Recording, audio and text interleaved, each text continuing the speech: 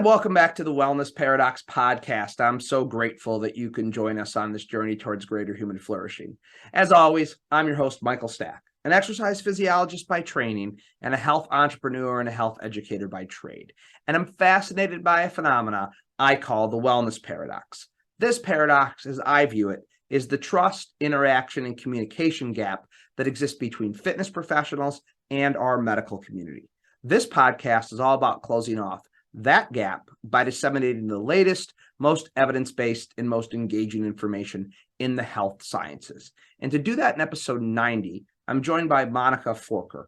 Monica has a very diverse background in the fitness industry. She's been a personal trainer, group exercise instructor, but as her career has progressed, she's really gotten into the inclusivity and disability space in our industry. And I think this is such a great opportunity to not only do good work in our industry, but do good work that is meaningful and impactful for a population that is either underserved or completely not served at all in the population with physical and intellectual disabilities. And this is going to be a great discussion, first off, of what is a disability considered? What does diversity, equity, and inclusion mean? And then most importantly, how do we operationalize it into our businesses to not only make a meaningful impact in our communities, but also to generate a significant ROI by working with a population that is underserved or not served at all. Monica is an absolute font of knowledge in this area. There's going to be so much information we're linking up to on the show notes page, as she alludes to in the podcast. To get to that show notes page, you can go to wellnessparadoxpod.com/episode 90. Please enjoy this conversation with Monica Forquer.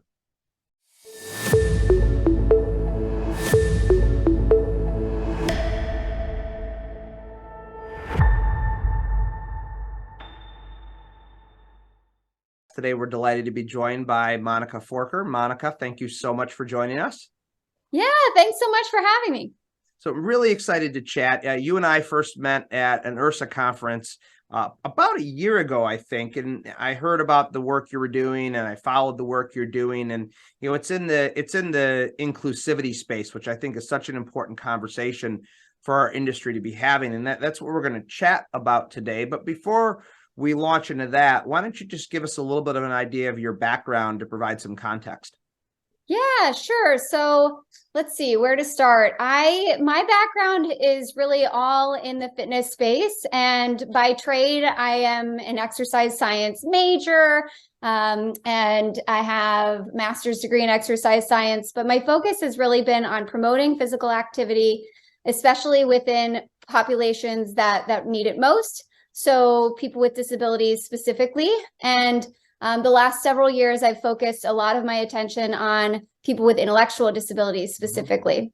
So I have had quite a career that has jumped all over the place. I started, straight out of undergrad, I went into personal training, and I got a lot of really great experience at the gym setting. I was personal trainer, I was group instructor, I did like program management, I did front desk staff. So it was fun to kind of get that angle. And while I was there, I worked with a lot of people that had more specialized needs. So lots of different populations, people who were pregnant, people who had movement issues, people who had dementia even, and even like a couple of kid programs. So that was really fun. And it really inspired me to think about, different ways of getting people active. Then I had a bit of a transition and jumped into the school space for a little while. So I was a physical educator at a high school. And within that, of course, I taught, as you can imagine, gym class full of 100 kids at once. And some of them had special needs. So I had the adapted physical activity program or physical education program. And I remember thinking, wow, I need to get better so I can support these students. But I didn't feel like the school space was really my space forever. And so that's when I went back to get my master's in exercise science. Again, not quite sure what that next step was for me, but knowing that I wanted to move on. And I remember in that program really thinking about, how do I make a bigger impact in the world? And then also kind of thinking through, I really knew the nuts and bolts of exercise and how the body mechanics work and all of that. And I just remember thinking about the behavioral side of that. Clients would say like, oh, this, it's really hard to get motivated, or, just understanding people's knowledge around physical activity and all of that. And so, and my brain kind of went all over the place when I was in my master's program. And then towards the tail end of that, I really started to think about what that next step was for me. And also, it's interesting, like that was a time in my life I got pregnant. So it was really exciting. And we were expecting our first baby, and found out that he had some issues when we were pregnant. And so, fast forward a couple of months, he came in the world. He was put on a lot of machines. He had a condition called diaphragmatic hernia, which was going to affect his breathing and all sorts of things. And we knew with him that it was likely that maybe he wouldn't make it. And so we were trying to make sure that we could have our son come home. And when he was on machines, he actually had a brain injury. And so that was when the doctors told us, it was likely that he was going to have limitations and functions and stuff like that we weren't expecting. And so kind of put things into a whole new life, right? Like I was, where are we going? Like, what are we going to do to keep our son active? This is going to be different than I had really thought about before for myself. Unfortunately, we lost our son, but it really kind of opened the door for me to think about, like, what is this legacy? What is this meaning in my life for him? And it was at a time when I was looking for jobs, and Special Olympics came along. Yeah. And so this was so perfect because we knew that this child, that if he was able to come home, would have some of these limitations.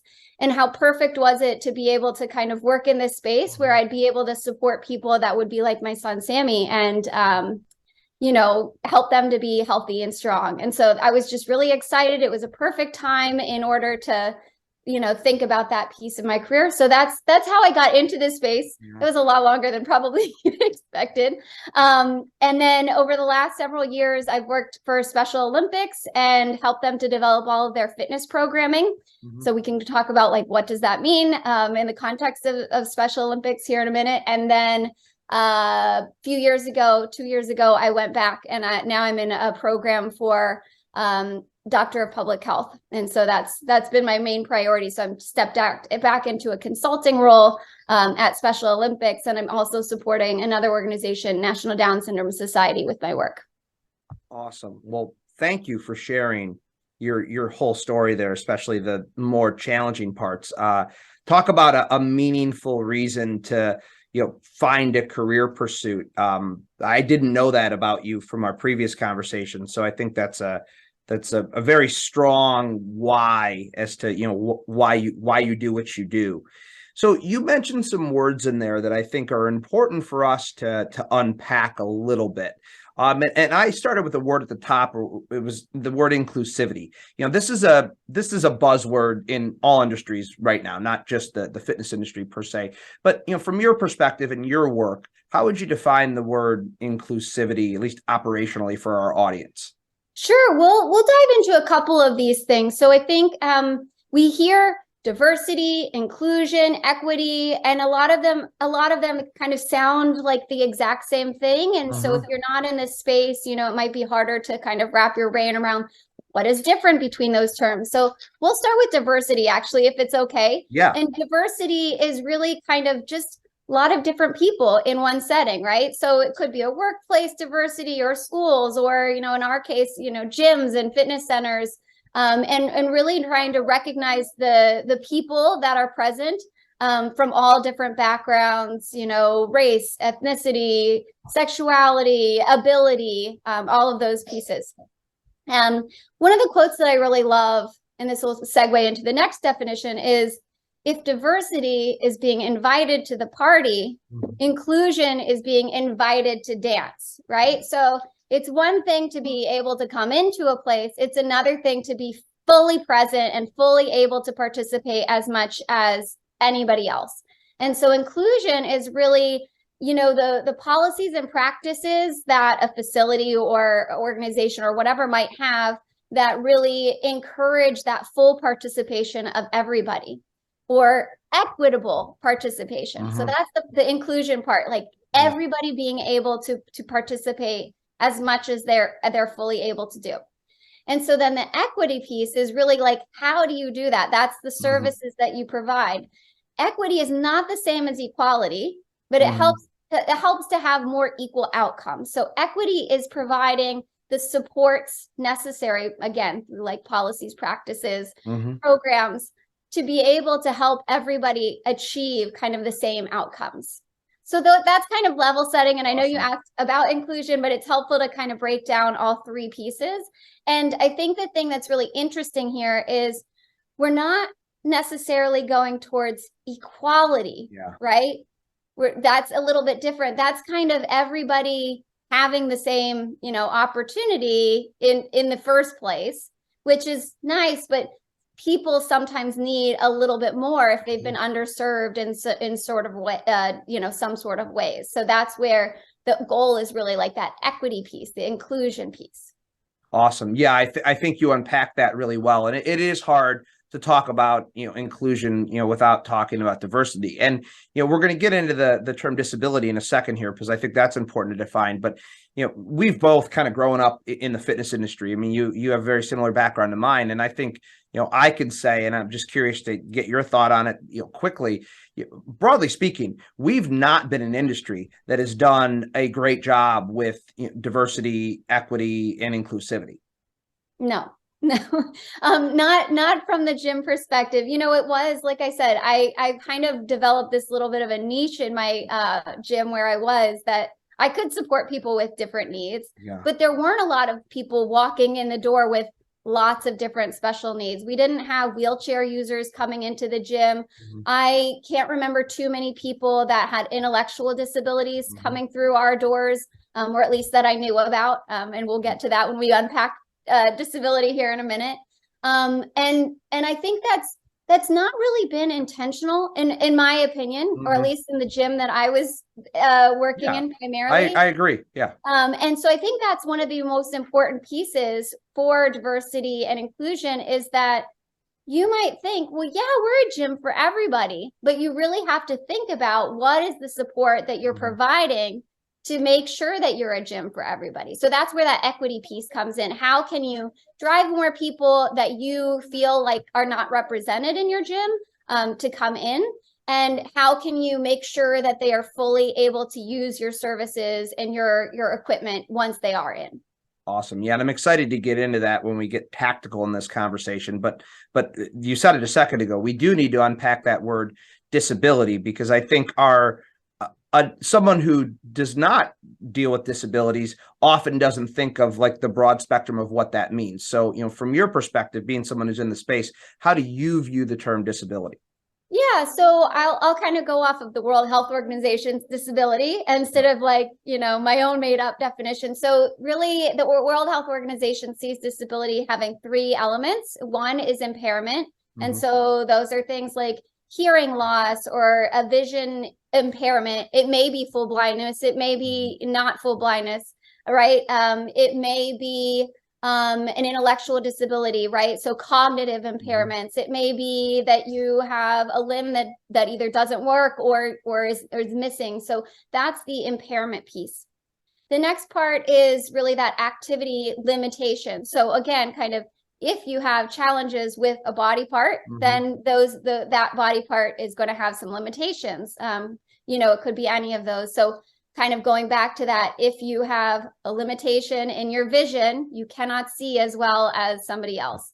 And so then the last part is participation restrictions. So that's going to prevent you then from maybe doing the things that other people can do easily. So maybe it would prevent you from doing certain things at work or getting around your community.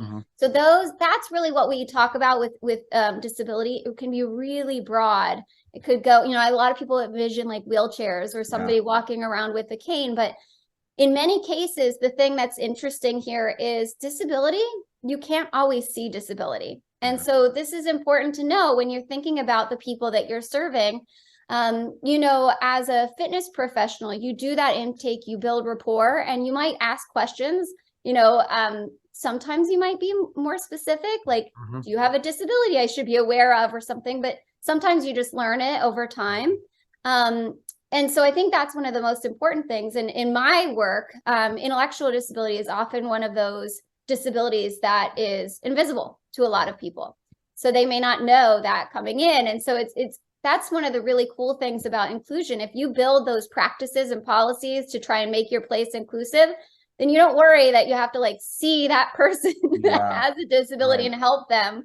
You should just be prepared already for them.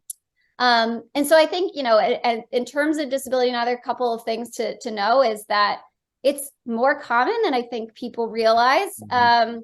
Estimated 1 billion people in the world have a disability. And so that's one in 7, 1 in 8. And then for intellectual disabilities specifically, it's about 1% to 3%, I think, is the estimated total around the world. And so, you think about that in terms of your community. If you are not seeing that representation coming into your gym, or at least you don't think you're seeing some of that, then you need to figure out how you can apply some more inclusive practices. I'd like to take a quick break from today's episode to tell you more about one of our sponsors. As all of you are well aware, the COVID-19 pandemic has been absolutely devastating for the fitness industry, with upwards of 1/3 of our clubs closing nationally on a permanent basis. One of the few stabilizing forces during this very tumultuous period of time has been IHRSA, the Global Trade Association for the health and fitness industry. On my crusade to make fitness professionals part of our healthcare continuum, the work that IHRSA is doing is absolutely vital. They provide advocacy and lobbying support at both the federal and the state level. They support state alliances in many ways, and they also provide resources and best practices to club owners, operators, and individual fitness professionals. Indeed, if we are truly going to become part of the healthcare continuum, we must speak with one unified voice. We must have best practices that we implement, and we must come together as an industry to ensure the public, the medical community, and lawmakers hear our message loud and clear, that movement is medicine and it is essential. That is the work that IHRSA is doing. They've recently revamped their membership structure, allowing large clubs, small clubs, boutiques, and individual professionals to join the organization for an appropriate price that allows them to have access to all of these many great resources and allows us to unify and amplify our voice as an industry. For more information on the amazing work that IHRSA is doing, go to their website, IHRSA.org. That's IHRSA.org, IHRSA.org, to look in a little bit further into the work IHRSA is doing to unify our industry, to move us closer to being a part of that healthcare continuum. Now back to today's episode. Yeah, that's a great way to frame it up. And I think the important thing you said there, and I think in the physical space that we are in, we often think of disabilities as, being a physical thing. But to your point, it's not always something. In fact, it's often something that you can't necessarily see. So, I'm curious as we get into this conversation of how you see the unseeable in some cases. But before we get to that, I think we have to somewhat establish the reason for even having this conversation. So, from a fitness industry perspective, have this be a facility or an individual who works in the industry as a professional, why is this something that we should even be concerned with in the first place? It's a really great question. So why is this a concern? I think let's go back to why we have fitness centers in the first place. One may be just for people to have fun because they love to work out. But a lot of people, or at least myself and many other fitness professionals, got into this field because they wanted to help people get healthy, right? Yeah. And so when we think about that, we all know the statistics on obesity and all of the drivers that we might be thinking about when you got into this field. I want to help people to reduce their chronic disease, risks. Okay. So if you think about that, and this is where I know intellectual disability statistics a little bit better than others. People with intellectual disabilities, for example, are 2 times more likely to be overweight or obese. They're 2 times more likely to have heart disease. They're much more likely to have diabetes. And on average, because of this, they die about 16 to 20 years earlier than somebody in, like typically developing population or their age-related peers. And so, when you think about that, it translates over to some of the barriers that they face with healthcare and with health, health services, right? So I always think of fitness as one of the health services, right? And in terms of how did they get there, one of the issues is that they're less active on average than people in the typical population. I don't know the statistics as well for general disabilities, so I won't guess for that. But what I will tell you is that people with intellectual disabilities are 2 to 4 times less likely to meet the physical activity guidelines as their typically developing peers. And that's across the board from youth to adulthood, that kind of holds true. And it's important to think about why.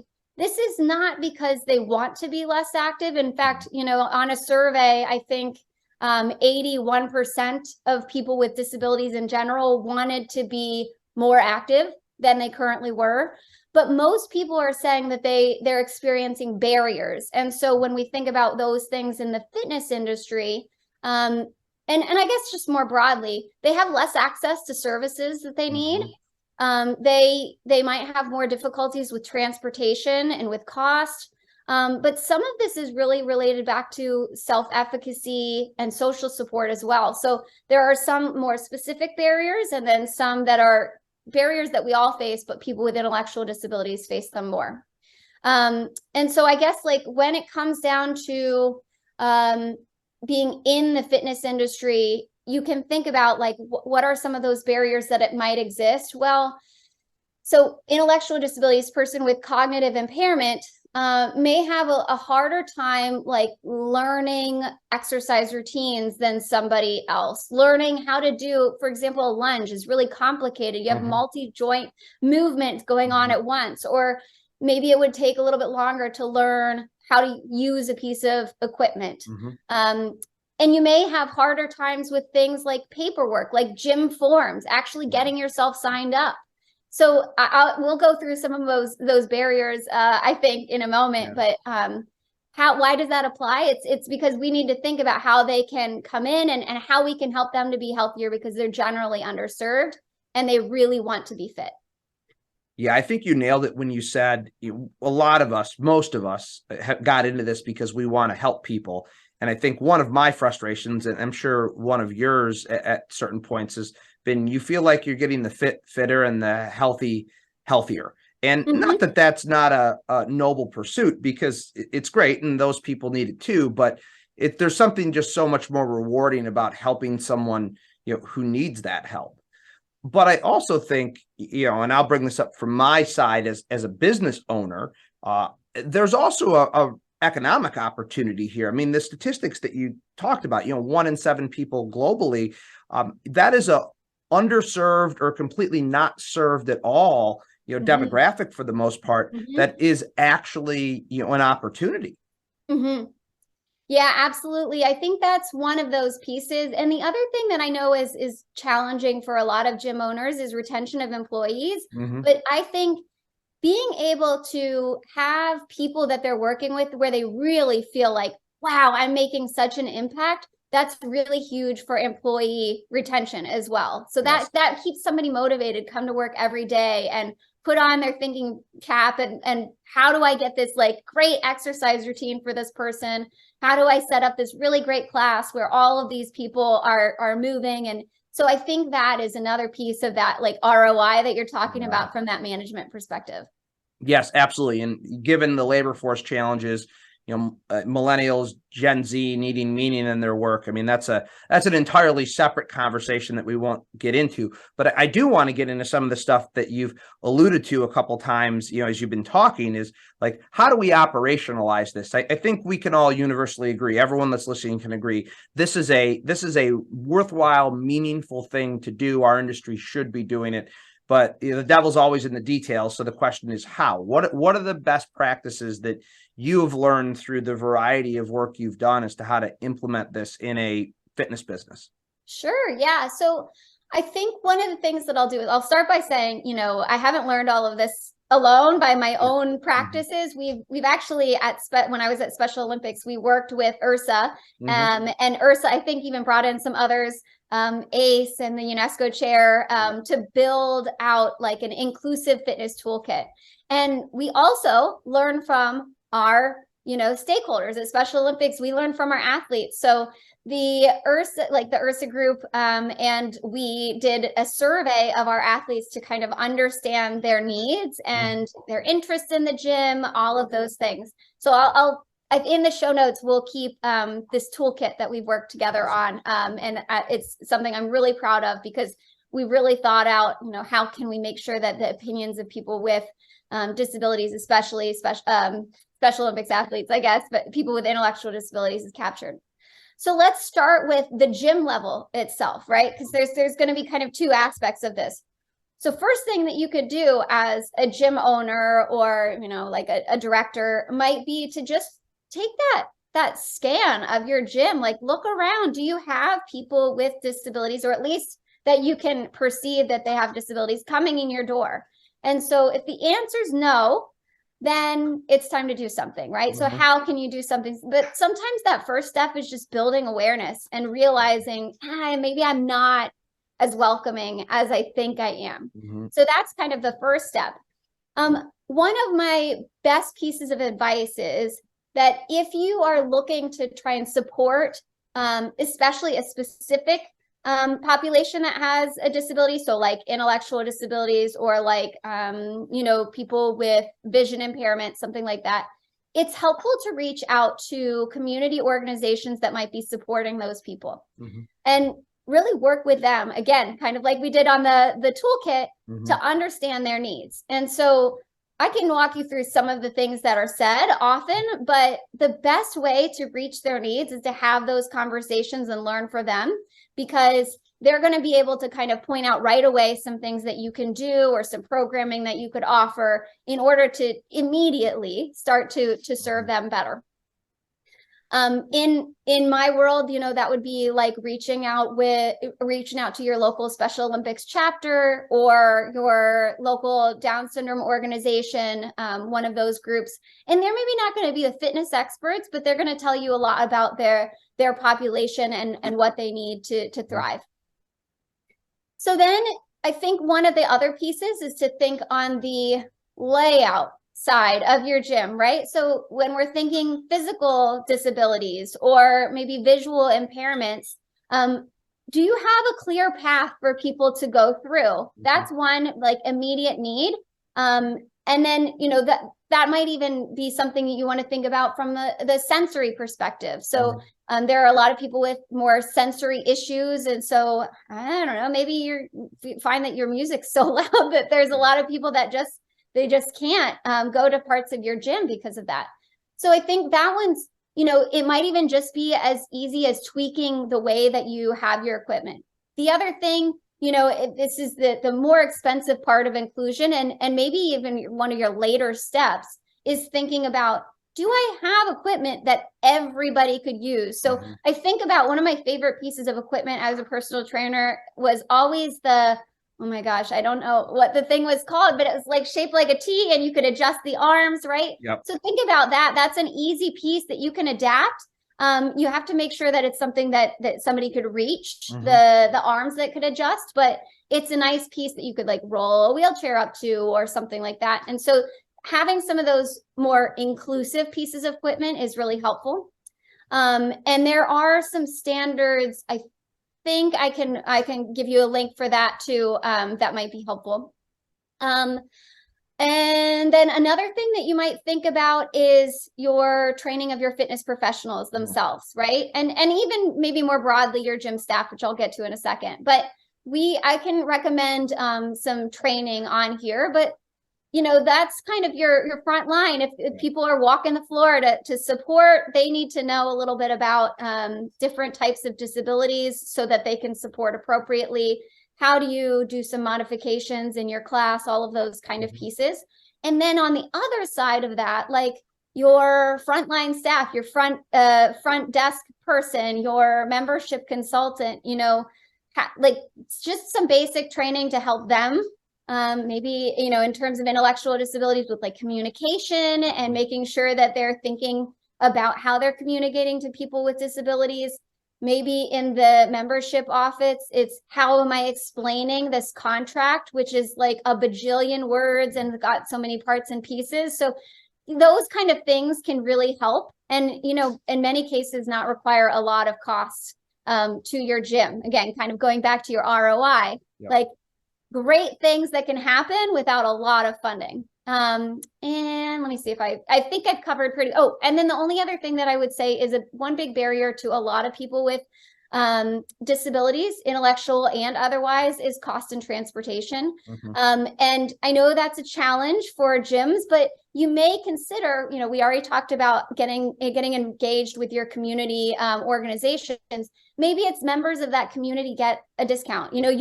As a gym owner, I remember we gave out discounts to different businesses to try and attract employees. So maybe there's a program like that. Transportation's not going to be as easy for you, but now in this digital space, maybe there's some online programming that your gym can offer to help assist with, some more support generally around fitness. So lots of things I just threw at you from the gym perspective. And then on the flip side, the fitness professionals. This is a quote, or this a statistic that I think is really important, but is really focused on intellectual disabilities.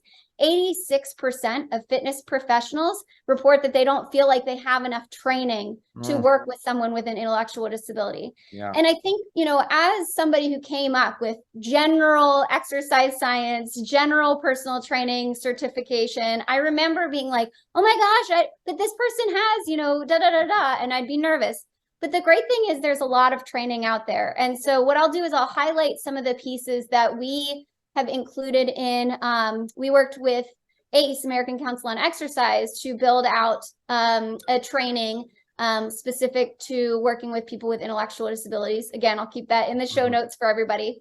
And so some of the highlights, first and foremost, the biggest thing is just getting to know this person with disabilities. So build rapport just like you would any other client, learn about their goals, their challenges, their interests. All of those things is really the most critical piece in driving, your exercise programming and design.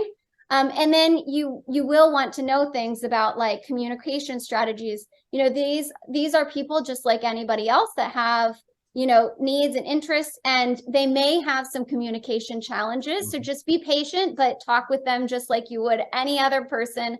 Some people come in with a caregiver. One important thing to know is talk to the person, not the caregiver. So that's a really critical element to know. Like this is something that happens across disabilities. Maybe for somebody who signs, right? Instead of like they might need a translator. Talk to the person with disabilities because they are the person that you are serving. So that's an important thing. It's important to know specifically with people with intellectual disabilities, many of them start with a lower baseline level of fitness. And so having some fitness assessment is really important. We have a toolkit, again, another thing that I can share at Special Olympics for that. And they're really more field tests because we focused on like, what could you do on a sports field, but they are appropriate tests that you could use. The most important element of an assessment though, is providing some time for familiarization. So making sure that they have a chance to learn this new test. Remember, everything with intellectual disabilities, there's some cognitive challenges. So if it might take the average person a little bit of time to walk through this test with you, maybe, double it and make sure that person really has a strong grasp. The other thing that works really well is more visual cues, that could be you demonstrating or you sharing some resources, right? We have both with National Down Syndrome Society and with Special Olympics, we have some really cool exercise cards, for example. So sharing those kind of things. Let's see, I'm trying to think if there's anything else. Oh, and then a couple of more things. One, with a lot of people with disabilities generally, and specifically with intellectual disabilities, building independence in the gym, right? I think that's huge. Like, I know as a personal trainer, there were some clients that would come to me and be like, I just want to like forget everything. And, you know, but the thing is, actually, that's not often the case with people with intellectual disabilities. They don't often get a chance to be as independent as they like. So you supporting them to do that in the gym space is going to be really huge.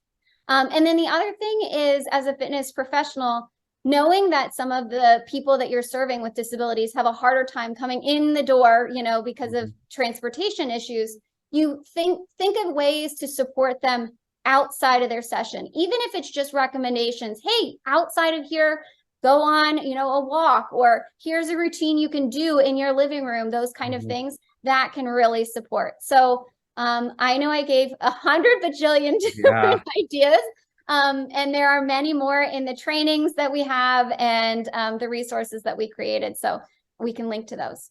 That's great. And I think it's clear a couple things. One, you know, you have a tremendous amount of knowledge in this space, but two, a lot of work has been put into this by, you know, a number of different people. You've mentioned, you know, massive organizations, URSA and ACE, that have put work into this. And so I think that speaks to the viable avenue that this really is for our industry, and it's an important consideration. And you know, Monica's not saying we have to boil the ocean here. Like, I mean, you're going to see things in these toolkits that we'll link up to that, you know, pick one or two things. But you know, I think what you said initially, it shouldn't get lost in all these suggestions, is it starts with awareness. You know, just that walk around your facility, or that, you know, that mental run through of your client list. Like, who are you really working with, and you know, who could you be helping? So many great resources that we'll have on the show notes page. So y'all encourage everyone to go check those out. Monica, this has been a great conversation. Exactly what I wanted in terms of, you know, not just talking about this from a philosophical standpoint, but actually talking about it from an actionable standpoint. Where's the best place for people to go to find out about all the great work you are doing? Yeah. Okay. Well, so I mentioned earlier that I'm a doctoral student, so I have not like set up a website or anything like that. So, but you could follow me on LinkedIn. And if you wanted to find more about the work that I do, or there's something that you know you're interested in, then you reach out to me that way. It's just Monica Forquer. I don't think there's any other Monica Forquers, which is nice.